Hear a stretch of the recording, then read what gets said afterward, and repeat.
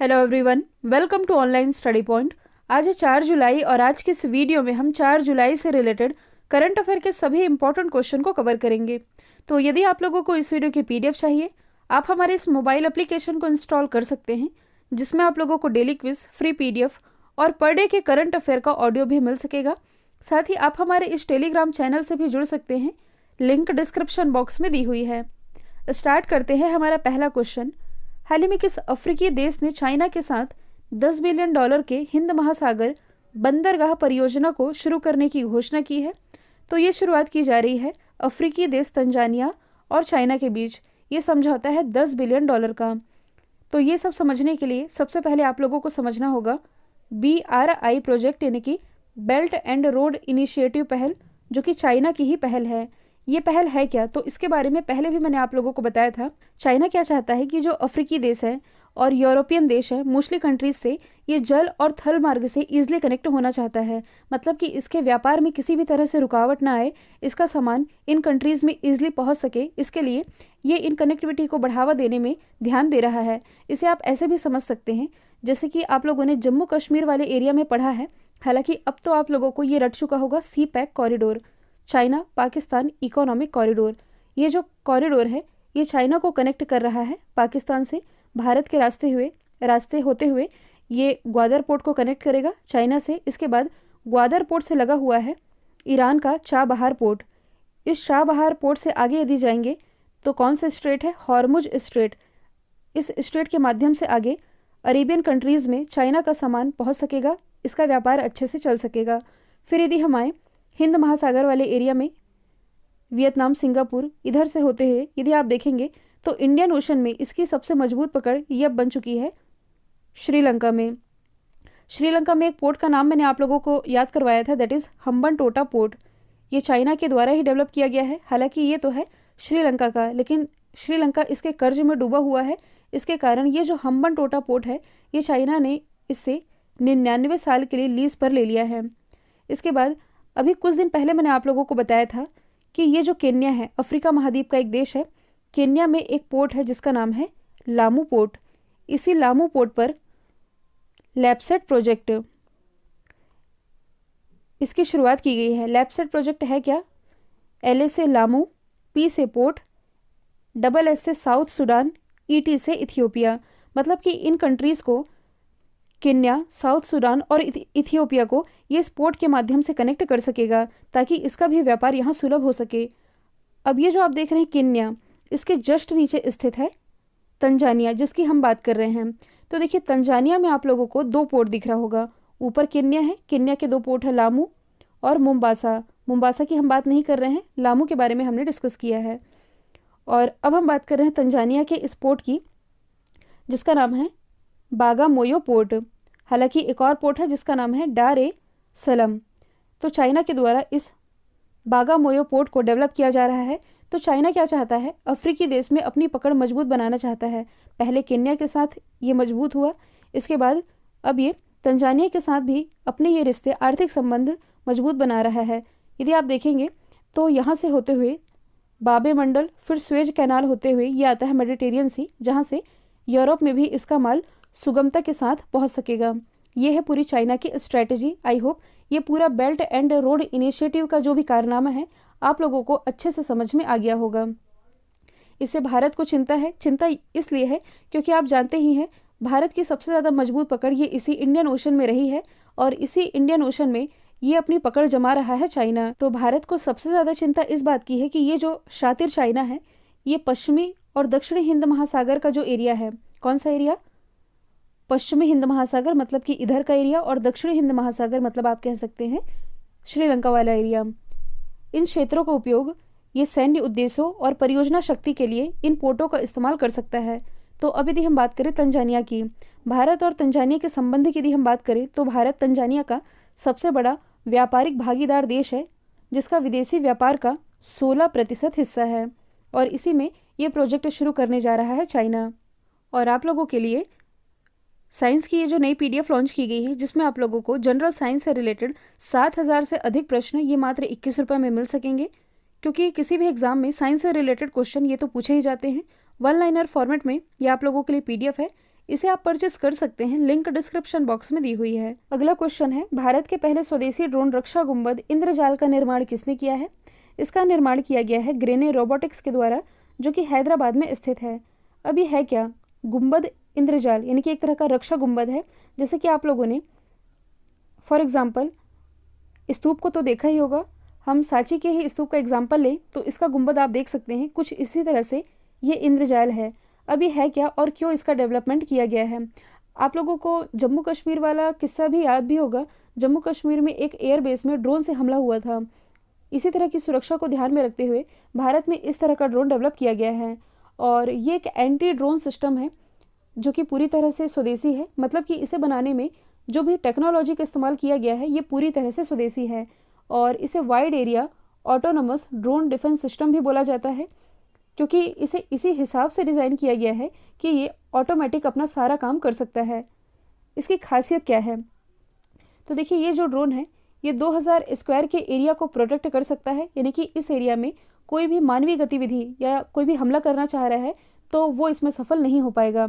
और इस समय आप लोग देख भी रहे होंगे कि ड्रोन का इस्तेमाल काफ़ी बढ़ भी गया है, क्योंकि ड्रोन से हमला करना आसान है। इसलिए अभी 27 जून की जो घटना थी जम्मू कश्मीर में एयरबेस पर जो हमला हुआ था वह ड्रोन से ही किया गया था। मतलब इतनी कड़ी सुरक्षा होने के बावजूद भी जो ड्रोन से हमला करने वाले थे ये इसमें सफल हुए।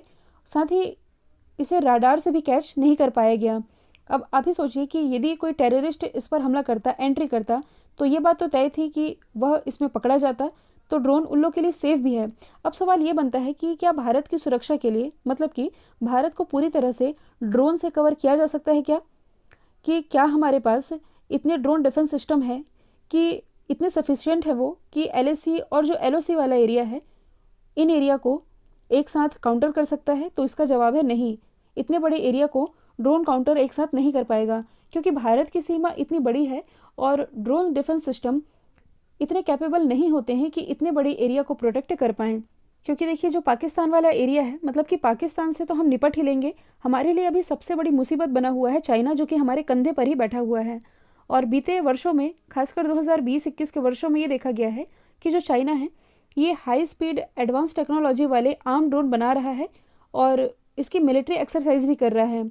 आप लोगों ने एक ड्रोन का नाम सुना होगा, चाइना से रिलेटेड है, WF-700, जो कि बहुत खतरनाक ड्रोन माना जाता है, और चाइना ने इसे मिलिट्री पर्पस से ही इसे डिज़ाइन किया है। तो भारत को इस पक्ष में भी मजबूती ज़रूरी है कि मान लीजिए किसी के द्वारा ड्रोन से हमला किया जाता है तो इससे भी सुरक्षा बनाई जा सके। फिलहाल हम जिस गुंबद की बात कर रहे हैं, मैंने आप लोगों को एरिया बता दिया है कि ये जो ड्रोन है ये लगभग 1000 से 2000 वर्ग किलोमीटर के क्षेत्र को प्रोटेक्ट कर सकेगा। ये सारी चीज़ें मैंने आप लोगों को बता दी है। हैदराबाद स्थित ग्रेने रोबोटिक्स के द्वारा इसका निर्माण किया गया है। अगला है, किस राज्य सरकार ने साल्ट कार्यक्रम की शुरुआत की है? इसकी शुरुआत अभी हाल ही में आंध्र प्रदेश गवर्नमेंट के द्वारा की गई है। अब ये साल्ट है क्या? तो साल्ट की फुल फॉर्म बनती है supporting Andhra Pradesh learning transformation. ये सारी चीज़ें यहाँ लिखी भी हुई है। तो ये जो कार्यक्रम है ये आंध्र प्रदेश के सरकारी स्कूलों में मूलभूत शिक्षा को बदलने के लिए एक तरह की पहल है आंध्र प्रदेश गवर्नमेंट की, जिसके लिए वर्ल्ड बैंक ने $250 मिलियन के लोन को मंजूरी दे दी है। इस कार्यक्रम का मेन पर्पस है फाउंडेशन स्कूलों को मजबूत करना और शिक्षकों के प्रशिक्षण और इनकी स्किल को डेवलप करना है। तो अब यदि हम बात करें आंध्र प्रदेश की, आंध्र प्रदेश के मुख्यमंत्री हैं जगन मोहन रेड्डी, राज्यपाल है विश्वभूषण हरिचंदन। आंध्र प्रदेश से रिलेटेड हम कुछ करंट के फैक्ट डिस्कस कर लेते हैं, जैसे कि हाल ही में इसने अपनी नई IT पॉलिसी जारी कर दी है। दूसरा, आप ये याद रख सकते हैं कि हाल ही में इसने भारत का पहला पशु संचालित एम्बुलेंस, जैसे कि इंसानों के लिए एम्बुलेंस होता है वैसे ही पशुओं के लिए एम्बुलेंस नेटवर्क की शुरुआत ये आंध्र प्रदेश गवर्नमेंट के द्वारा ही की गई है।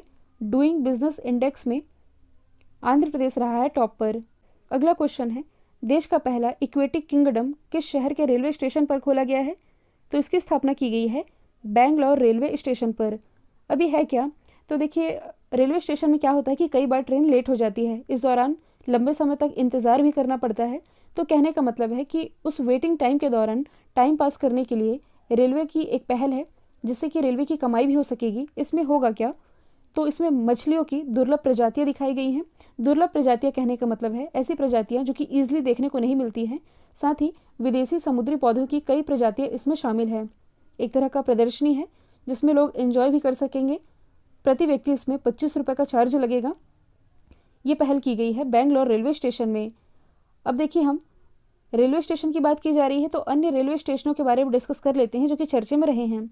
यदि हम बात करें नागपुर रेलवे स्टेशन की, तो इसी नागपुर रेलवे स्टेशन में भारत की पहली ऑटोमेटिक टिकट चेकिंग मशीन इसकी स्थापना की गई थी।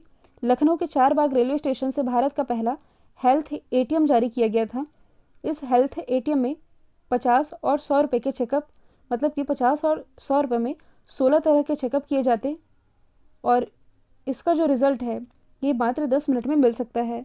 यदि हम बात करें विशाखापट्टनम रेलवे स्टेशन की, तो भारत का पहला फन जोन इसकी स्थापना विशाखापट्टनम रेलवे स्टेशन में की गई। अगला है ऑल इंडिया रेडियो के नए महानिदेशक कौन बने हैं।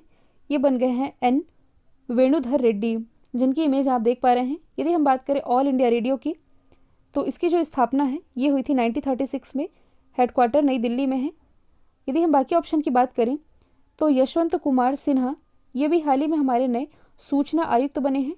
सुशील चंद्र ये भी हाल ही में हमारे चुनाव आयुक्त बने हैं। और ए सूर्य प्रकाश ये है कौन, तो ये प्रसार भारती के अध्यक्ष हैं। अगला क्वेश्चन है, कौन सी क्रिकेट टीम भारत को पीछे छोड़कर सबसे ज़्यादा वनडे मैच हारने वाली दुनिया की पहली टीम बन गई है।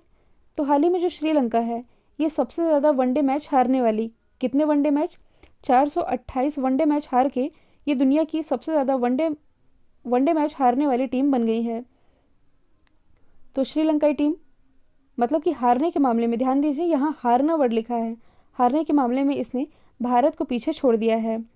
तो इस सीरीज़ में भारत पहले स्थान पर था, लेकिन लगातार 2 मैच इसने हारे हैं, जिसके कारण अब ये टॉप पर आ गया है। श्रीलंका के क्रिकेट की बात की जा रही है तो एक व्यक्ति का नाम आप याद रखेंगे, इनका नाम है मुथैया मुरलीधरन। अभी हाल ही में विजडन मोस्ट वैल्यूएबल प्लेयर की लिस्ट जारी की गई थी, जिसमें कि मुथैया मुरलीधरन श्रीलंका के हैं, टॉप पर रहे थे। भारत की तरफ से टॉप पर और ओवरऑल दूसरे स्थान पर रहे थे रविंद्र जडेजा। अगला है, टोक्यो ओलंपिक में क्वालिफाई करने वाली भारत की पहली महिला तैराक कौन बनी है। अब इसमें आप कंफ्यूज नहीं होइएगा, क्योंकि टोक्यो ओलंपिक में क्वालिफाई करने वाले पहले भारतीय व्यक्ति ये बने हैं साजन प्रकाश। इनके बारे में मैंने आप लोगों को बताया था। क्वेश्चन में लिखा है पहली महिला तैराक कौन बनी है। ये बन गई हैं माना पटेल, जिनकी इमेज आप देख पा रहे हैं। तो अब यदि हम बात करें टोक्यो ओलंपिक से रिलेटेड पहली महिलाओं की जिन्होंने क्वालिफाई किया है, नेत्रा कुमारन ओलंपिक में क्वालिफाई करने वाली पहली महिला नाविक, भवानी देवी ओलंपिक में क्वालिफाई करने वाली पहली भारतीय महिला तलवारबाज। कल मैंने आप लोगों को बताया था अदिति अशोक के बारे में, जो कि टोक्यो ओलंपिक में क्वालिफाई करने वाली पहली भारतीय महिला गोल्फर बन गई हैं। अगला है, ग्लोबल स्टार्टअप इकोसिस्टम इंडेक्स 2021 में भारत कौन से स्थान पर रहा है। तो भारत इसमें 20वें स्थान पर रहा है। ये जो रैंकिंग है स्टार्टअप ब्लिंक के द्वारा जारी की जाती है। इसके कुल 3 पैरामीटर हैं, क्वालिटी, क्वांटिटी और किसी भी देश में या शहर में व्यापार करने के लिए वहाँ का माहौल, एटमॉस्फेयर कैसा है। इसी में मतलब कि टॉप 3 कंट्रीज़ की हम बात करें जो कि इकोसिस्टम इंडेक्स में टॉप पर रही हैं, अमेरिका, यूके, इजराइल। भारत को इसमें 20वां स्थान मिला है।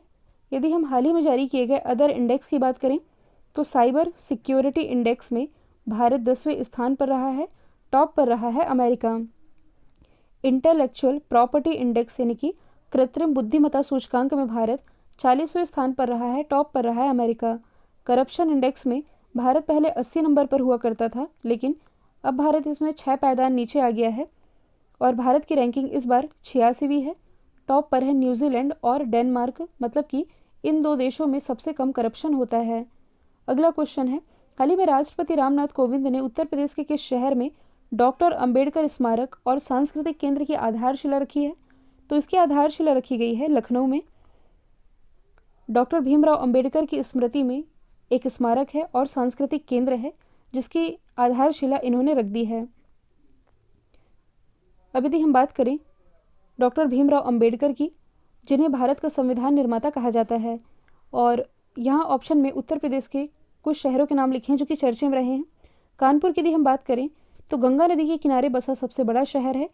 इसी कानपुर में भारत का पहला लेदर पार्क स्थापित किया जाएगा। लखनऊ के बारे में मैंने अभी बताया है, भारत का पहला हेल्थ एटीएम इसी लखनऊ के चारबाग रेलवे स्टेशन से लॉन्च किया गया।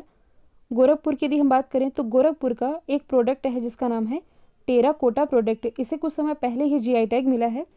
इसी बहराइच में हाल ही में प्राइम मिनिस्टर नरेंद्र मोदी जी के द्वारा महाराजा सुहेलदेव स्मारक का उद्घाटन किया गया था। अगला क्वेश्चन है, इसरो ने पहला मानव रहित गगनयान मिशन कब तक भेजे जाने की घोषणा की है? तो ये जो गगनयान मिशन है इसी साल मतलब कि दिसंबर 2021 तक भेज दिया जाएगा। हालांकि भारत का ये जो प्रोजेक्ट है ये लास्ट ईयर ही लॉन्च होने वाला था, लेकिन कोरोना महामारी के कारण इसमें देरी हुई और अब इसरो के द्वारा ये घोषणा कर दी गई है कि हम इस गगनयान मिशन को इस साल के अंत तक यानी कि दिसंबर 2021 तक लॉन्च कर देंगे। अगला क्वेश्चन है, उत्तराखंड के नए मुख्यमंत्री कौन बने हैं? तो ये तो आप सभी जानते ही हैं, उत्तराखंड के जो मुख्यमंत्री थे तीरथ सिंह रावत, इन्होंने इस्तीफा दिया, जिसके बाद से अब नए मुख्यमंत्री बन गए हैं पुष्कर सिंह धामी, जिनकी इमेज आप देख पा रहे हैं। यदि हम बात करें उत्तराखंड की, राजधानी देहरादून, ग्रीष्मकालीन राजधानी है गैरसेंण। उत्तराखंड से रिलेटेड कुछ करंट के क्वेश्चन हैं, जैसे कि भारत का पहला लाइकेन पार्क पिथौरागढ़ में, भारत का पहला मास गार्डन नैनीताल में, और उत्तराखंड के उत्तरकाशी जिले में ही भारत का पहला हिम तेंदुआ संरक्षण केंद्र ये स्थापित किया जा रहा है। कृषि भूमि को लीज पर यानी कि पट्टे पर देने वाला भारत का पहला राज्य ये उत्तराखंड ही बना है। अच्छा, कल एक पीडीएफ में मिस्टेक हुई थी, मैंने बताया था कि जो बेगूसराय रेलवे स्टेशन है इसका नाम पंडित दीनदयाल उपाध्याय के नाम पर रखा गया है, तो वहाँ आप करेक्ट करिएगा। हालांकि पीडीएफ में मैंने इसे मॉडिफाई कर दिया था, वह बेगूसराय नहीं है, वह है मुगलसराय। मुगलसराय रेलवे जंक्शन का नाम पंडित दीनदयाल उपाध्याय के नाम पर रखा गया है। कल जो मैंने आप लोगों से सवाल पूछा था इसका राइट आंसर अमेरिका था। अब आप लोगों के लिए आज का सवाल है, WHO के द्वारा किस देश को मलेरिया मुक्त घोषित किया गया है? इसका जो भी आंसर कमेंट बॉक्स में बताइएगा। वीडियो यदि पसंद आया है तो लाइक कीजिए, शेयर कीजिए और चैनल को सब्सक्राइब करना बिल्कुल मत भूलिएगा। आज के लिए इतना ही। Thank you so much.